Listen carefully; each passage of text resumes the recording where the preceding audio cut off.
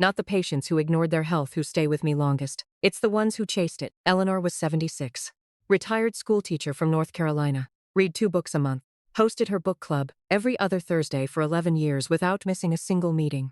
Her daughter described her as the sharpest person I have ever known. She wasn't wrong. I could see it in the way Eleanor sat, upright, attentive, tracking everything. Whatever was happening to her had not taken all of her. Not yet. I pulled up her MRI and showed her daughter what I was looking at. The hippocampus, the brain's primary memory processing center. In a healthy 76-year-old, it should be a certain size. In Eleanor's scan, it was measurably, undeniably smaller than it should have been. And the rate of shrinkage, compared to a scan from 2 years prior, was faster than anything I could attribute to normal aging alone. Her daughter asked quietly, with the kind of stillness that only comes when someone is bracing themselves, "Is there anything she did that caused this?" I paused, because the honest answer was complicated. No medications known to affect cognition, no family history, no alcohol, moderate exercise. A diet that by every conventional standard was perfectly reasonable. But her morning routine, that completely ordinary, completely unremarkable, completely well-intentioned morning routine she had faithfully repeated every single day for over 30 years. I looked at her daughter and said, not caused, contributed to, and probably could have been caught much earlier. That sentence has stayed with me, because what I was looking at on Eleanor's scan, and what I have looked at on hundreds of scans since, in patients who share a strikingly similar profile, is not the result of bad luck or bad genetics. It is the result of a habit. One quiet, innocent morning habit so normal, so benign, so thoroughly unremarkable that not one of my colleagues would think to ask about it in a standard appointment. Not because they don't care.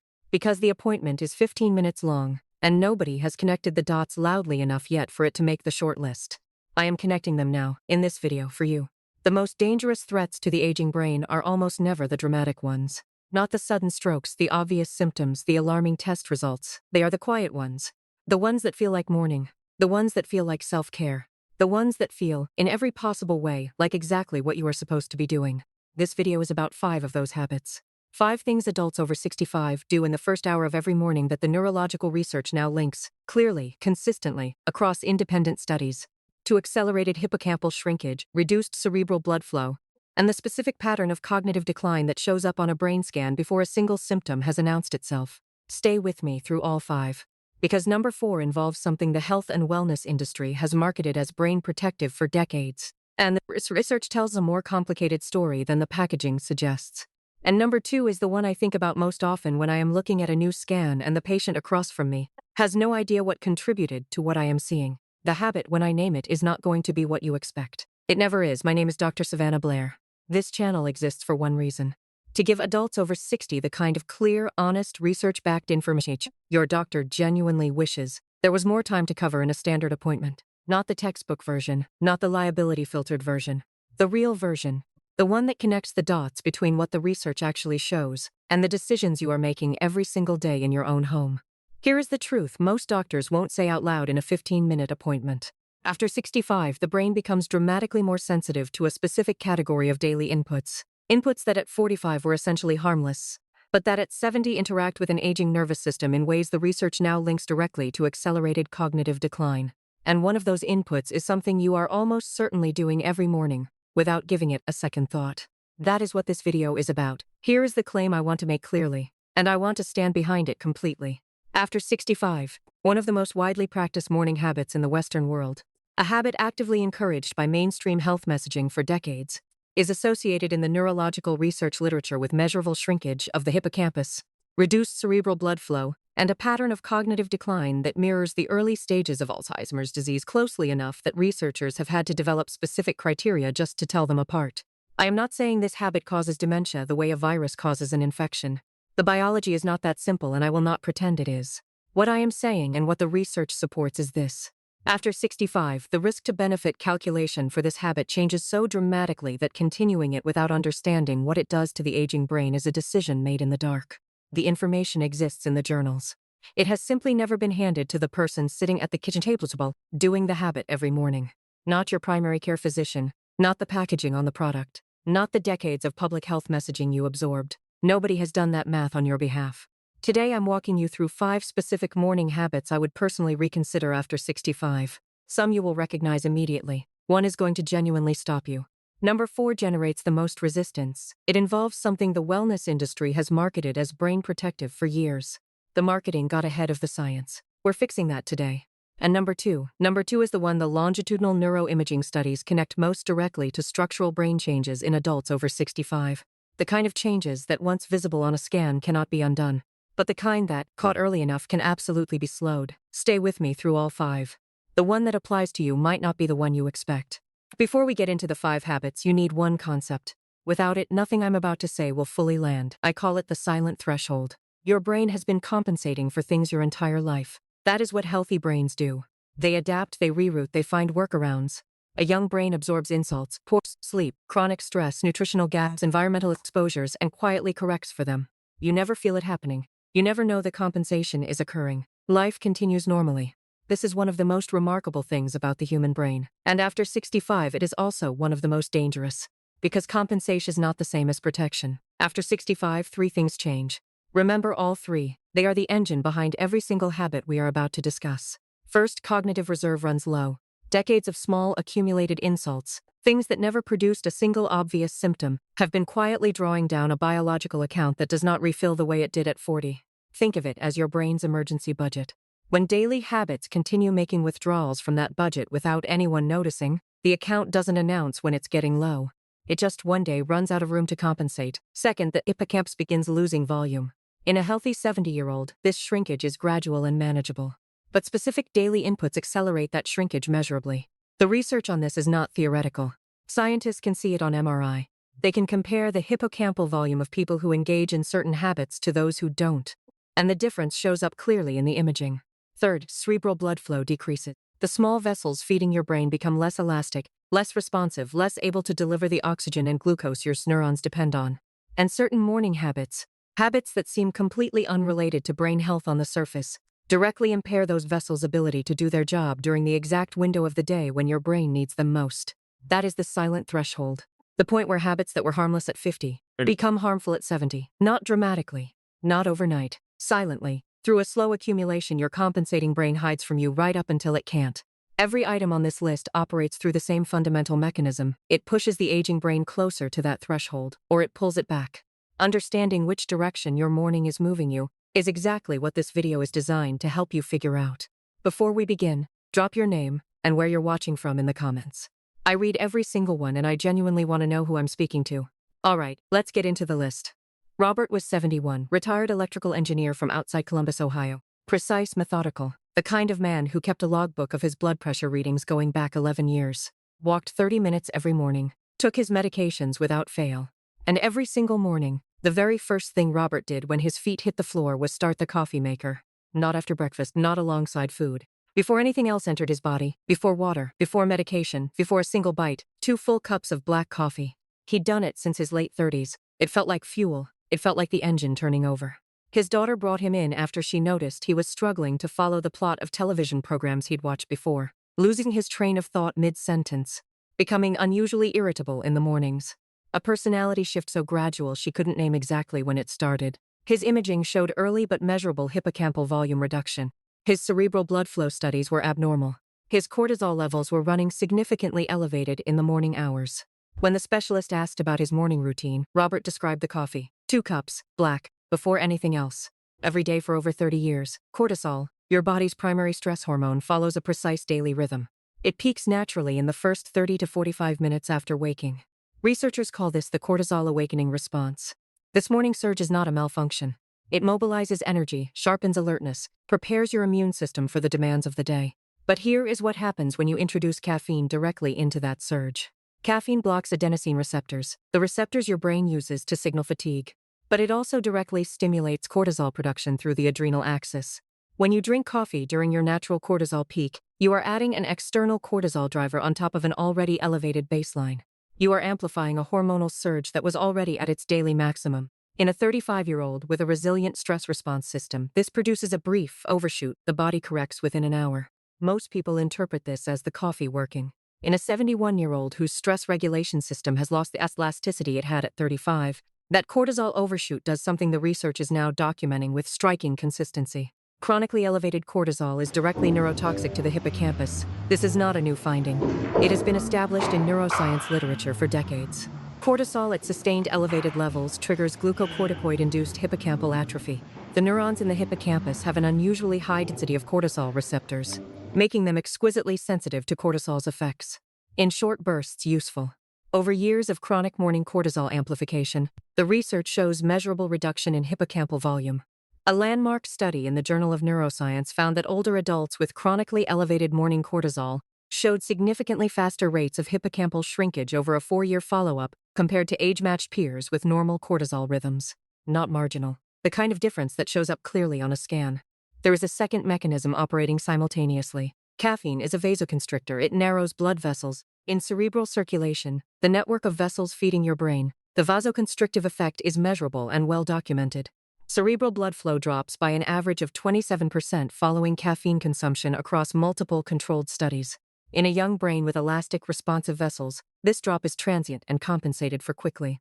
In a brain over 65, where vessel elasticity is already reduced, where the small capillaries feeding the hippocampus and prefrontal cortex are already working harder than they used to, a 27% reduction in cerebral blood flow occurring every single morning, before a single bit of food, before the brain has had any opportunity to rehydrate after 8 hours of sleep, is a daily stress the aging neurological system was not designed to absorb indefinitely. Robert's specialist connected these dots at his follow-up. Robert moved his coffee to 45 minutes after waking, started drinking 16 ounces of warm water first, began eating a small protein-rich breakfast before his first cup. Same coffee, same amount, completely different relationship to his cortisol rhythm and his cerebral circulation. At his 6-month follow-up, his morning cortisol levels had normalized significantly. The irritability had largely resolved. His cognitive test scores had not declined further. The coffee was never the enemy, the timing was. The switch. Do not eliminate coffee. The research on moderate consumption and long-term cognitive health is largely positive when the timing is correct. Simply delay your first cup by 45 minutes to 1 hour after waking. Drink water first. Eat something with protein before or alongside your coffee. This single sequence change removes the cortisol amplification problem entirely and allows your cerebral vessels to begin the day hydrated and nourished before caffeine narrows them. One shift in sequence, every morning, compounding over months and years into a measurably different outcome for your brain. If you're still here and finding value in this, type 1 in the comments. It tells me you're watching and helps this reach more people who need it. This is the habit. The longitudinal neuroimaging studies connect most directly to structural brain changes in adults over 65. And I want to be precise about why, because the mechanism is more specific and more alarming than most people realize. Patricia was 68, former nurse from suburban Philadelphia, a woman who, of all people, understood the importance of hydration. She had counseled patients about it for 30 years. She knew the recommendations. She believed she followed them. But Patricia had a morning routine she never thought twice about. She woke up, used the bathroom, took her blood pressure medication with the smallest possible sip of water, just enough to get the pill down, made her coffee, maybe ate something, and got on with her day. By the time she drank anything meaningful, it was often 9 or 10 in the morning. Sometimes later, she came to a neurologist's attention not because of dramatic symptoms, but because her primary care physician flagged something on a routine cognitive screening, a test Patricia had breezed through 2 years earlier. This time, her scores in processing speed and working memory had dropped enough to warrant investigation. Her MRI showed something that has become so common in neuroimaging literature that researchers have given it a specific name: white matter hyperintensities. Small, bright spots on brain imaging indicating areas where the tiny blood vessels feeding the brain's white matter, the communication highways between different brain regions, have been chronically undersupplied with blood. White matter hyperintensities are strongly associated with cognitive decline, processing speed reduction, and increased dementia risk. And one of their most consistent and modifiable risk factors, documented across multiple large longitudinal studies, is chronic low-grade dehydration in adults over 60. Here is the biology that makes this specific to morning, and specific to the aging brain. During sleep, your body loses between 16 and 24 ounces of fluid through respiration and perspiration alone. By the time you wake up, your blood is measurably more viscous, thicker than it was when you fell asleep. Your plasma volume has dropped. Your red blood cells are moving through vessels that have less fluid to carry them efficiently. This morning, blood viscosity increase is one of the primary reasons cardiovascular events like stroke and heart attack peak between 6 and 10 in the morning. The blood is thicker. The vessels are stiffer after hours of lower circulation. The system is already under stress before the day begins. Now here is what makes this specifically devastating for the aging brain. The hypothalamus, the region responsible for triggering the thirst signal, becomes progressively less sensitive with age. A study published in the Journal of Physiology demonstrated that older adults can reach fluid deficits of 2% or more of body weight without experiencing meaningful thirst. Your body can be genuinely running low on water and simply not tell you the way it used to. Meanwhile, the small vessels feeding your brain's white matter, already less elastic than they were at 50, already working harder to maintain adequate pressure and flow, are now being asked to push thicker, more viscous blood through narrower pathways during the highest-risk cardiovascular window of your entire day, with no hydration incoming, sometimes for 2, 3, 4 hours after waking. A 2021 study in the European Journal of Nutrition found that even mild dehydration, the kind that produces no subjective feeling of thirst in older adults, measurably reduced cerebral blood flow and was associated with significantly worse performance on attention, memory, and tasks in adults over 65. The brain tissue itself is approximately 73% water. When it is operating in a state of chronic morning dehydration, neurons are not firing in the environment they were designed to fire in. The glymphatic system, your brain's overnight waste clearance mechanisms, which flushes out metabolic byproducts including the amyloid beta proteins associated with Alzheimer's disease, operates most actively during sleep, but requires adequate fluid to do so efficiently. If you wake up dehydrated and remain dehydrated through the first hours of the morning, you are not only impairing your brain's real-time function, you may be compromising its ability to clear the waste products that accumulate into the plaques and tangles of neurodegeneration. Patricia's neurologist made one immediate recommendation before anything else: 16 ounces of water, warm, consumed within 15 minutes of waking, before medication, before coffee, before food. Every morning without exception. Within 6 weeks, the mental fog she had normalized as just being a morning person had significantly lifted. At her 1-year follow-up, her cognitive screening scores had stabilized. Her follow-up imaging showed no progression of the white matter changes, not reversed, stabilized. But in the context of a condition that progresses silently and continuously when nothing changes, stabilization is not a small word. The switch. Keep a full glass of water on your nightstand. Make it the first thing your hand reaches for in the morning. Before your phone, before your feet hit the floor, before anything else. 16 ounces minimum. Warm or room temperature. Cold water triggers a mild vasoconstrictive response that temporarily reduces cerebral blood flow for up to 20 minutes. Warm water passes through the stomach faster, reduces digestive load on blood vessels, and does not trigger that constriction response. This costs nothing, it requires nothing new. It is 16 ounces of water, and the decision to make it the first thing you do every morning for the rest of your life. For your brain after 65, that decision is not trivial. Dennis was 74. Retired accountant from outside Denver, Colorado. Sharp, disciplined, financially meticulous his entire career. Since retirement, he had developed what he described without any concern as just my morning habit. He woke up, reached for his phone on the nightstand. It charged there every night, and spent the first 30 to 45 minutes in bed scrolling. News, email, sports scores. Whatever had accumulated overnight, he found it oriented. It helped him feel connected before the day began. His wife brought him in, not Dennis, after she noticed he had begun having difficulty switching between tasks. He would get locked into one activity and struggle to redirect. He lost his temper more easily than he ever had before, particularly in the mornings. And his sleep, which had never been perfect, had become genuinely fragmented, waking multiple times a night, increasingly unable to return to sleep. His cognitive testing revealed early but measurable impairment in executive function, the cluster of high-level mental abilities housed in the prefrontal cortex that governs planning, decision-making, impulse control, and cognitive flexibility. The prefrontal cortex, the region most dependent on the quality of the sleep that precedes it. The region that in aging is first to show the consequences of chronic sleep disruption. The mechanism operates on 2 levels simultaneously. The first is cortisol. In the first 30 minutes after waking, the brain is in a specific transitional neurochemical state. Cortisol is rising, the tone is falling. The prefrontal cortex is coming online gradually, moving from the diffuse activity of light sleep into the focused executive function mode of waking consciousness. This transition is not instantaneous, it takes time, and it is designed biologically, evolutionarily, to be a gradual process. When you expose a waking brain to a smartphone screen in those first 30 minutes, you are not gently assisting that transition. You are detonating it. The blue light spectrum emitted by screens suppresses residual melatonin production with a speed and intensity the brain's photoreceptors were not designed for. They evolved in a world where morning light was filtered by atmosphere, angle, and distance, not delivered directly to the retina from 4 inches away. The suppression of residual morning melatonin in adults over 65 is particularly consequential because melatonin in the aging brain serves functions well beyond sleep regulation. It is a direct neuroprotective antioxidant. It reduces neuroinflammation. It supports the same glymphatic clearance process we discussed in the context of hydration. Suppressing it abruptly, every single morning, removes a layer of neuroprotection from an aging brain that already has less of it than it did at 50. The second level is cognitive load. And this is the piece almost never discussed in the context of brain aging.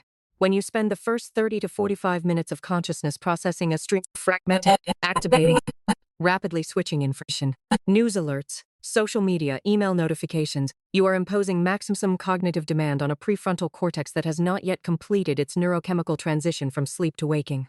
Research from the University of California found that repeated exposure to fragmented, high-stimulus information streams in the morning hours was associated with measurably reduced sustained attention and working memory performance for up to 4 hours afterward in adults over 60, a population in which prefrontal cognitive reserve is already more limited than in younger adults.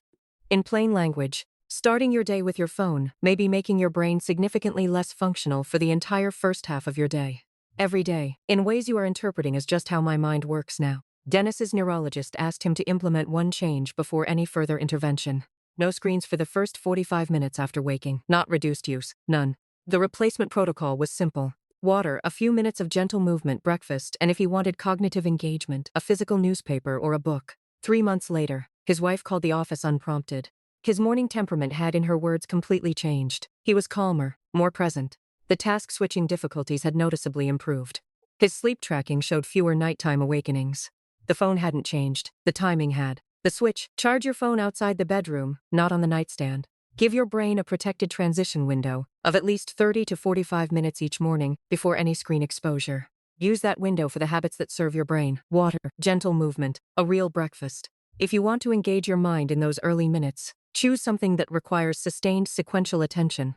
Reading physical text, rather than the fragmented, reactive attention that scrolling demands. The difference in how you feel by mid-morning will be noticeable within the first week. Walter was 69, retired contractor from outside Atlanta, Georgia. Built like someone who had worked with his hands his entire life. Strong, practical. Not someone who thought much about nutrition because he'd always felt fine, and fine seemed like enough. Walter didn't eat breakfast, hadn't for years. Coffee, maybe a piece for toast if he thought of it. Sometimes nothing at all until lunch. He'd read somewhere that intermittent fasting was good for you, and skipping breakfast fit conveniently with that framing.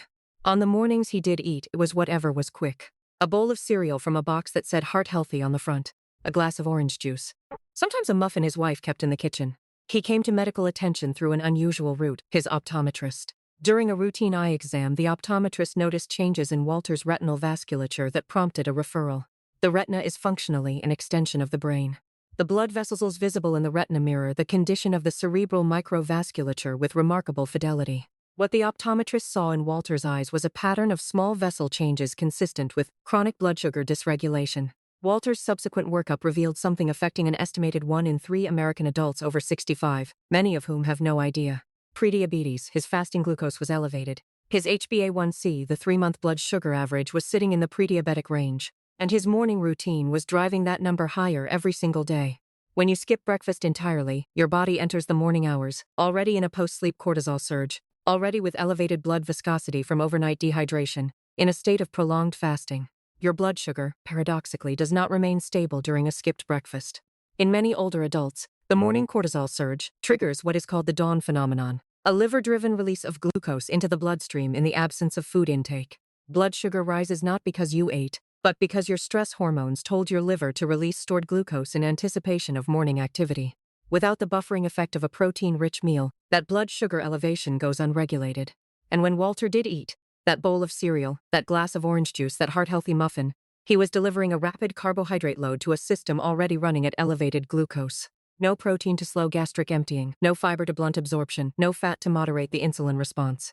His post-meal blood sugar was spiking past the range where glucose begins to behave as a neurotoxin. This is not a metaphor. Chronically elevated blood glucose is directly toxic to neurons. It promotes glycation, the binding of sugar molecules to proteins throughout the body, including in the brain, that damages cellular architecture, accelerates neuroinflammation, and impairs the function of the blood-brain barrier, the selective filter that protects the brain from substances in the bloodstream that do not belong there. A comprehensive 2023 analysis in the journal Neurology followed more than 12,000 adults over 65 across an 8-year period and found that those with chronic morning blood sugar dysregulation, including the specific pattern of dawn phenomenon glucose elevation, followed by high glycemic breakfast consumption, showed significantly faster rates of hippocampal volume loss and cognitive decline compared to peers with stable morning glucose profiles.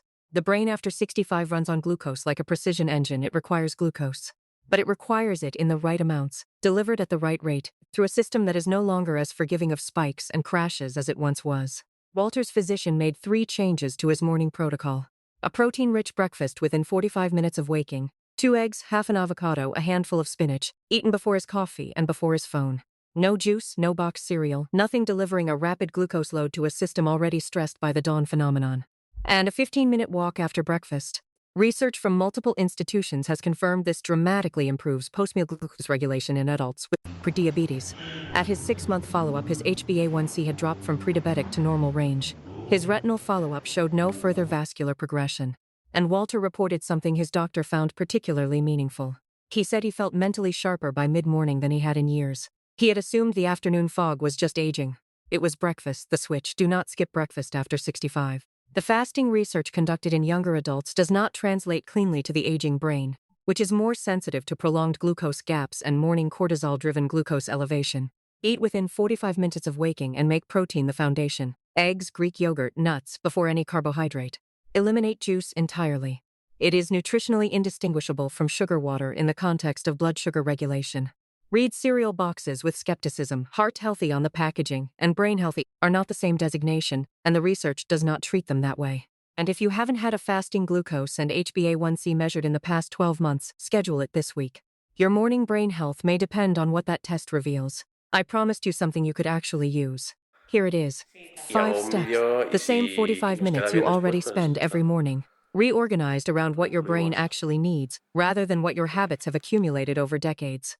Write these down. Step 1, water before anything else. Within 5 minutes of waking, before your phone, before your medication, before your coffee, 16 ounces of warm or room temperature water. Set it on your nightstand the night before, so the decision requires 0 effort in the morning.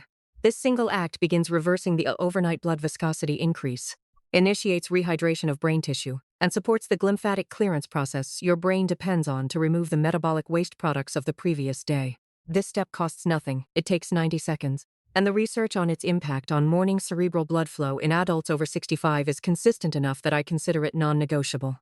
Step 2, no screens for the first 45 minutes. This is step most people resist most strongly, and the step that produces the most noticeable subjective improvement within the first week. Charge your phone outside the bedroom. Give your prefrontal cortex the protected transition time it needs to move from sleep neurochemistry to waking neurochemistry without being detonated by blue light and fragmented information. Use this window for steps 3 through 5. If the silence feels uncomfortable at first, that discomfort is diagnostic. It tells you how dependent your nervous system has become on external stimulation as a substitute for the brain's own morning activation process. Step 3, gentle movement before food, not a workout. 5 to 10 minutes of gentle movement. A slow walk to the end of the driveway and back, a few minutes of stretching, whatever your joints allow comfortably. This does something specific and measurable. It initiates shear stress on your blood vessel walls, the mechanical signal your endothelial cells use to begin producing nitric oxide, your body's own natural vasodilator. In plain language, gentle morning movement tells your cerebral vessels to open up and deliver the blood your brain needs. It also begins normalizing the cortisol awakening response, giving it a legitimate physiological outlet before cortisol is further amplified by caffeine. Step 4, protein first breakfast within 45 minutes of waking, before your coffee, before your supplements. A real meal with protein at its center. 2 eggs, Greek yogurt, a small handful of nuts, whatever works for your preferences and digestion. The protein slows gastric emptying, blunts the post-meal glucose spike, and gives your brain the amino acid building blocks it needs for neurotransmitter production through the morning hours. If you currently take a calcium supplement, take it now with food, never on an empty stomach. Every supplement you take in the morning should follow the same rule. Step 5, coffee 45 minutes after waking, not before, after water, after the movement, after the food. Now your cortisol awakening response has peaked and begun its natural decline. Caffeine is no longer amplifying a hormonal surge that has already reached its maximum. It is extending alertness into a window where your cortisol is naturally falling, which is precisely what it was designed by your biology to do. Your cerebral vessels are hydrated, nourished, and have had the opportunity to dilate through movement before caffeine narrows them. The coffee tastes the same. The brain it enters is in a completely different state. That is the protocol, 5 steps. Sequenced around the biology of a brain over 65. None of it interferes with your medications. None of it requires stopping anything you are currently doing. It is a sequencing change. The order and timing of things you are largely already doing, corrected for what your aging brain actually needs. Any physician engaged with the current neurological literature will welcome this conversation. If yours dismisses morning routine details as too small to matter clinically, that response is itself important information. The research I cited today is peer-reviewed, published in major journals, and increasingly driving the conversation in geriatric neurology. Bring it to your next appointment. You are entitled to have it. 10:59 p.m. There is a difference between medicine that manages decline and medicine that prevents it. After 65, the goal of your healthcare, and more importantly, the goal of your daily life, should not be to slow the inevitable. It should be to protect what is most essentially you, your ability to think clearly, to follow the thread of a conversation with someone you love, to read a book and remember what happened in the previous chapter, to navigate your own home, your own neighborhood, your own life, with confidence and independence. That is not a clinical outcome. That is a human one. The medical system is extraordinarily good at detection, at intervention, at responding to crisis. If something goes acutely, dramatically wrong, the system mobilizes with speed and precision that is genuinely remarkable. But detection is not the same as prevention, and intervention is not the same as protection. What we covered today, the cortisol amplification from morning coffee, the invisible dehydration a blunted thirst mechanism never announces, the screen exposure detonating a brain still mid-transition from sleep, the calcium spike quietly calcifying cerebral vessels, the blood sugar dysregulation disguised as a heart-healthy breakfast, none of these things trigger the detection machinery. They build slowly, in the background, beneath the threshold of what a standard 10-minute appointment is designed to catch. And by the time the machinery finally detects them, the damage has often been accumulating for years. This is not a failure of medicine. It is a gap between what the system was designed to do and what a 65-year-old brain actually needs. What aging brains need most is something quieter, slower, and more continuous than acute care, informed daily decisions, consistent small protections, the kind of accumulated wisdom that compounds over months and years into genuine resilience. That is what preventative medicine is, and that is what this channel is about. I want to say something directly to you now. The fact that you are here, that you watched this far, that you took the time to understand the silent threshold and the cortisol awakening response, and the way morning dehydration impairs the very vessels your brain depends on, that is not a small thing. Most people will not do this. Most people will continue scrolling their phone in bed, skipping breakfast, taking their supplements before water, drinking their coffee before anything else, because nobody told them not to. Because it has always felt fine. Because the human tendency is to assume that what has always been fine continues to be fine. You are not most people. You are someone who chose to understand, and that choice compounds. It changes what your hand reaches for first when you wake up. It changes whether your phone charges on the nightstand or across the room. It changes the question you ask at your next appointment. It changes the trajectory, quietly and permanently, in a direction that shows up in cognitive testing months from now as something your doctor will call encouraging. I told you about Eleanor at the beginning of this video.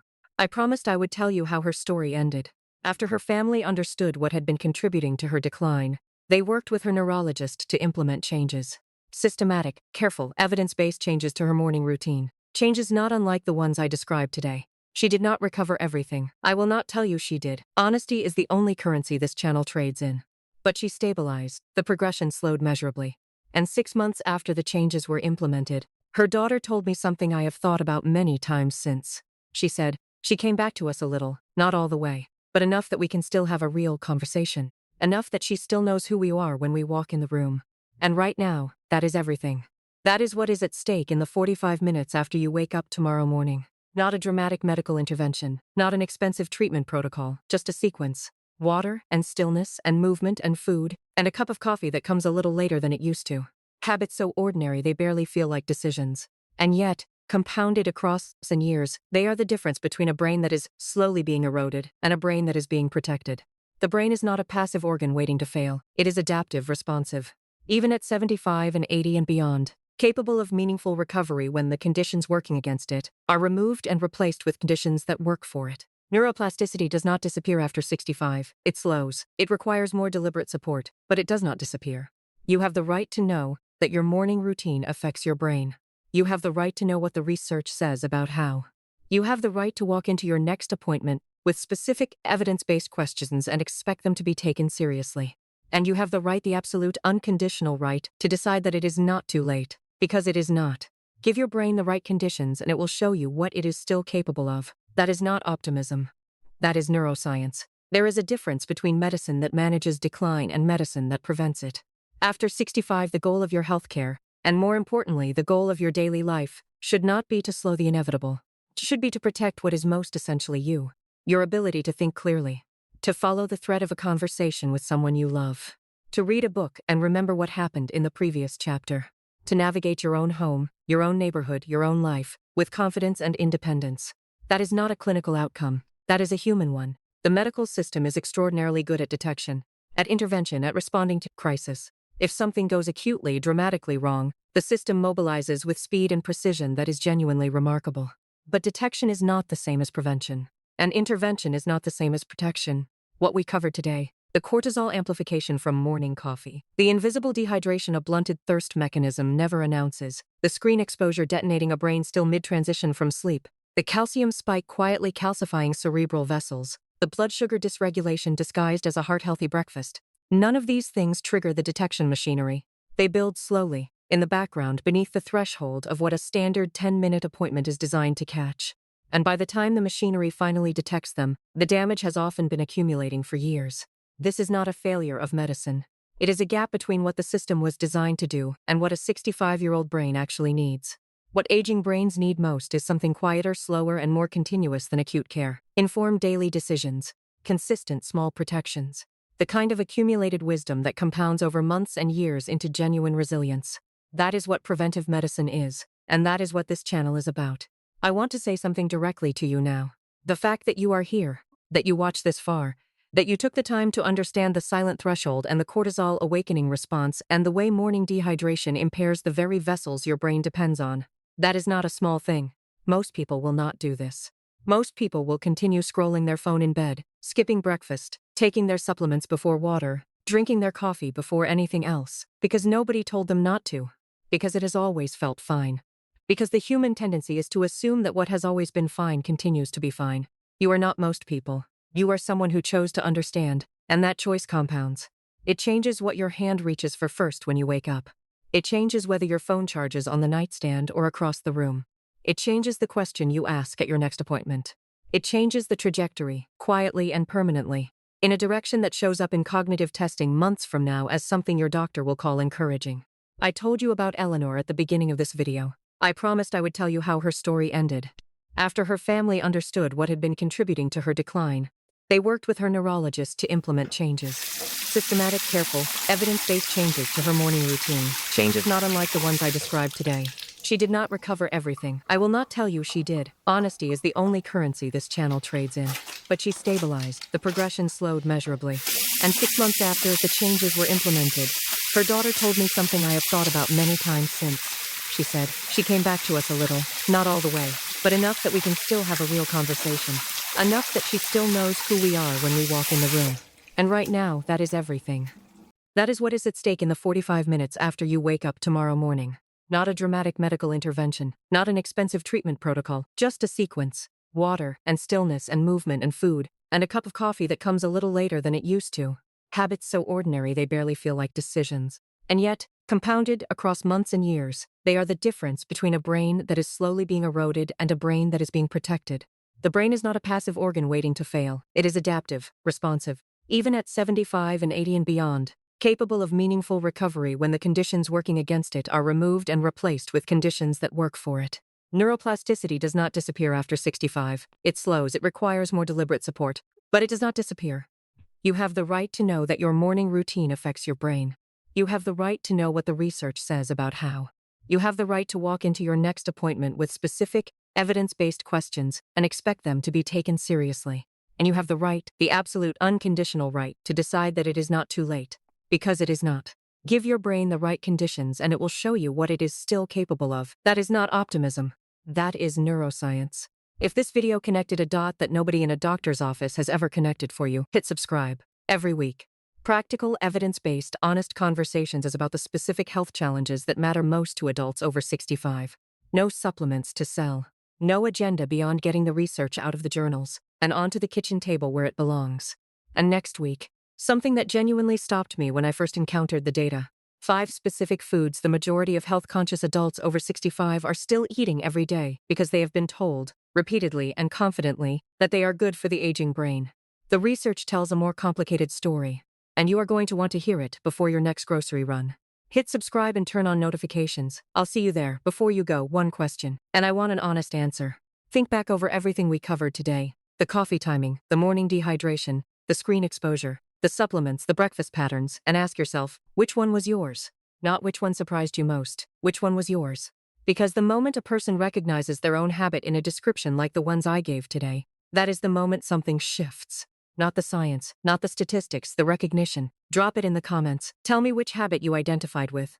And if you're willing, tell me what you are changing tomorrow morning, not next week, not after you talk to your doctor, tomorrow morning. Your comment might be exactly what someone else in this community needs to see. Someone who has been watching quietly, not quite ready to admit that one of these habits is theirs. Someone sitting on the fence about whether any of this applies to them. Your specific, honest answer might be the thing that moves them from thinking about it to actually doing it. That is not a small thing. That is the kind of ripple that preventive medicine runs on. If Eleanor's story stayed with you, if you thought of someone you love while I was telling it, share this video with them. Don't overthink it, just send it. Let them watch. Let them decide what it means for their morning. You might do them more good than you know. I'm Dr. Savannah Blaire. Take care of yourself this week. Your brain has been working for you every minute of your life without asking for anything in return. Tomorrow morning, return the favor. I'll see you in the next one.